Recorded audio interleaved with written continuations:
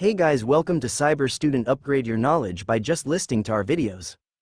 Coming to the Kali Linux, the hacker's playground, is a powerful operating system. The world of Linux commands and package management felt like a labyrinth, a confusing set of connecting passages or paths.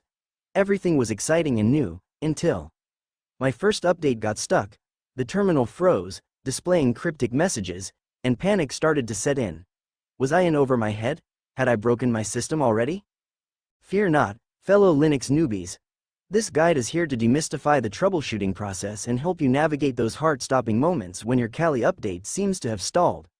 We'll walk through the steps I took, step by step, to not only understand the problem but also revive my update and get my system back on track.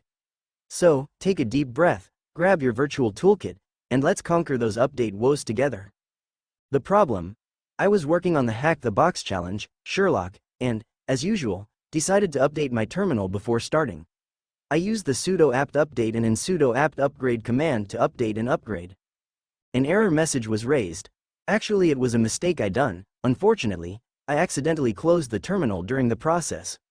When I reopened the terminal and tried running the command again, I encountered an error indicating that the package management system was locked.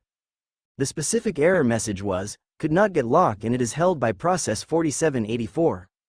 Here we should follow some troubleshooting steps to avoid and continue. psaux grep apt-get. This command lists all running processes related to apt-get.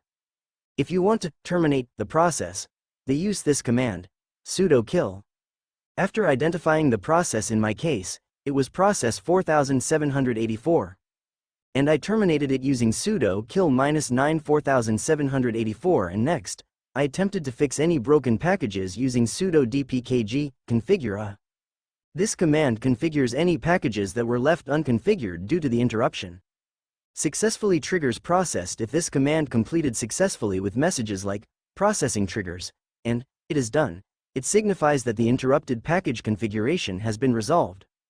You want to clean up, then use sudo apt-clean to ensure there were no leftover files causing issues. Finally, resume the update and upgrade process. Here are some key takeaways must follow to avoid. 1. Always let the update process complete to avoid issues. 2. If you accidentally interrupt the process, use the appropriate commands to identify and terminate the hanging processes.